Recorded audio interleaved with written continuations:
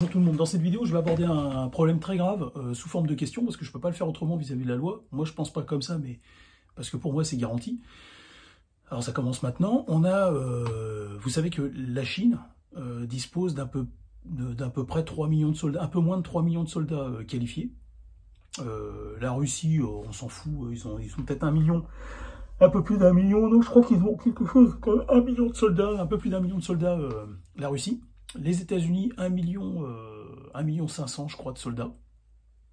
Là, je vous parle des trois plus grandes, enfin des pays qui ont la capacité d'enrôler et d'entretenir le plus grand nombre de soldats en ce monde. Hein. Après, il y a certainement les hindous. Alors, vous allez comprendre pourquoi je vous dis ça.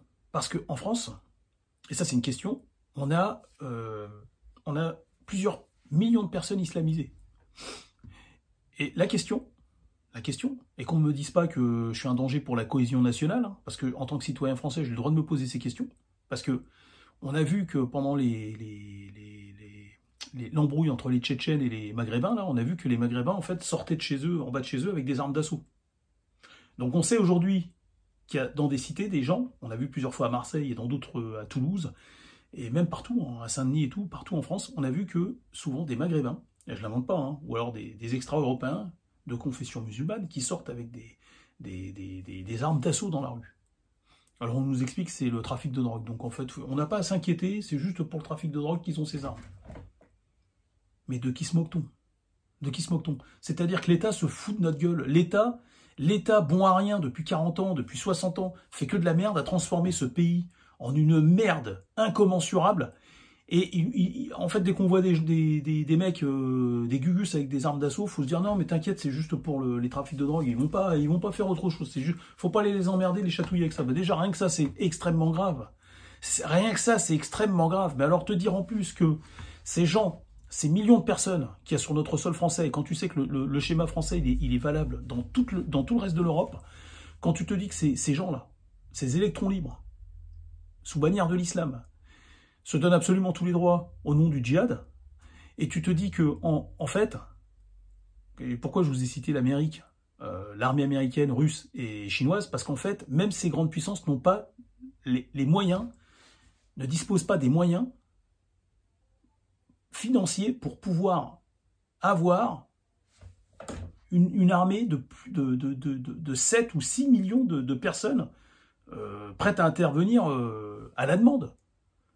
Alors vous allez me dire, mais qu'est-ce que tu racontes? C'est n'importe quoi, t'as un danger pour la cohésion nationale. Non, c'est des questions que je me pose. Quand tu sais qu'il y a des millions de personnes sur ton territoire qui sont islamisées et qui possèdent des armes à feu et des armes d'assaut, t'as le droit de te poser des questions. Et la véritable question, c'est si demain on rentre en conflit avec la Turquie ou l'Algérie pour de vrai, et qu'est-ce qui se passe du côté de chez nous, alors on fait comment? Parce que même les États-Unis n'ont pas les moyens d'avoir une armée de 4 millions de personnes. Et nous on a des hommes sur notre sol qui, apparemment, hein, d'après ce qu'on a vu, il y a quand même tout un pan de ces gens qui sont véhéments envers la France et qui traficotent avec des armes. Et en plus, maintenant, ils ont plus de pognon que nous, parce qu'ils font de la magouille, on les laisse faire. Nous, comme des cons, on se lève le matin pour aller travailler 5 jours sur 7. Et 11 mois dans l'année, c'est pas plus même, plus de 11 mois dans l'année. Et donc, aujourd'hui, la question que je soulève, est-ce que c'est un véritable potentiel pour une puissance extérieure?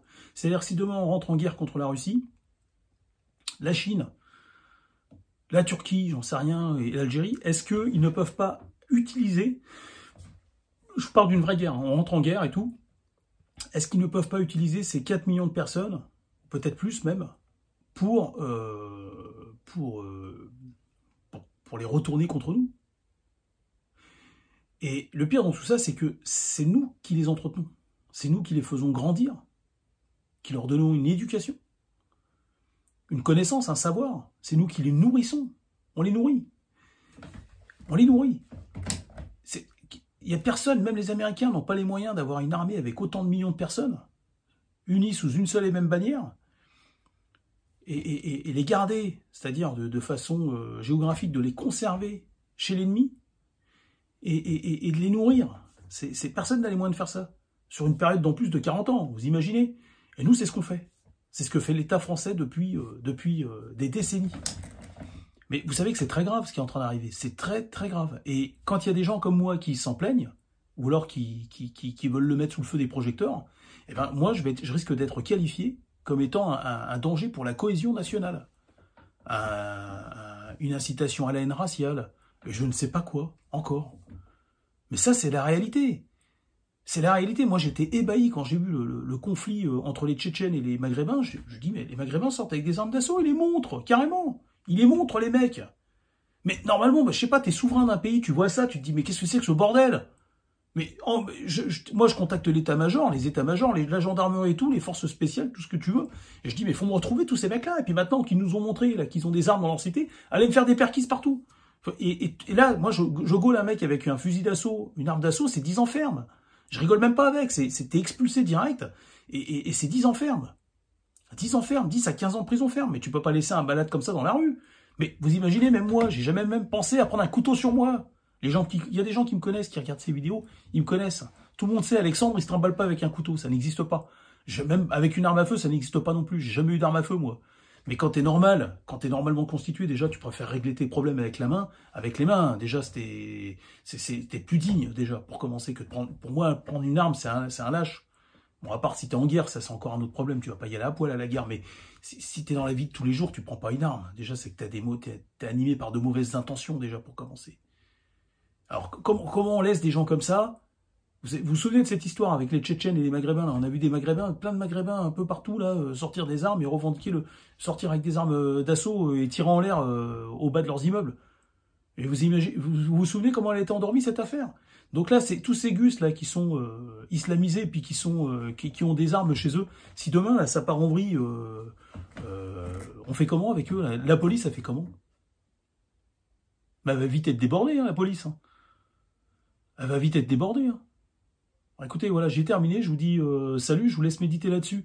Et juste un détail. Vous vous souvenez, j'ai fait une vidéo en vous expliquant que maintenant, on a des millions de musulmans en France qui s'habillent en noir. Alors moi, je pose la question au pouvoir public. Pourquoi ils s'habillent en noir? Il n'y a que moi qui l'ai remarqué? C'est moi qui vous le fais remarquer? Putain, vous êtes des guignols, c'est pas possible. Je sais pas, les services de renseignement français, ne me dites pas qu'ils n'ont pas remarqué quand même. Tous ces musulmans qui, depuis une dizaine d'années, s'habillent tous en noir. Le noir, encore une fois, c'est l'État islamique. C'est les Abbassides. Au mieux, c'est les Abbassides, au pire. Mais c'est pas anodin. Le noir n'est pas anodin au sein de l'islam. Ça représente quelque chose. À bientôt.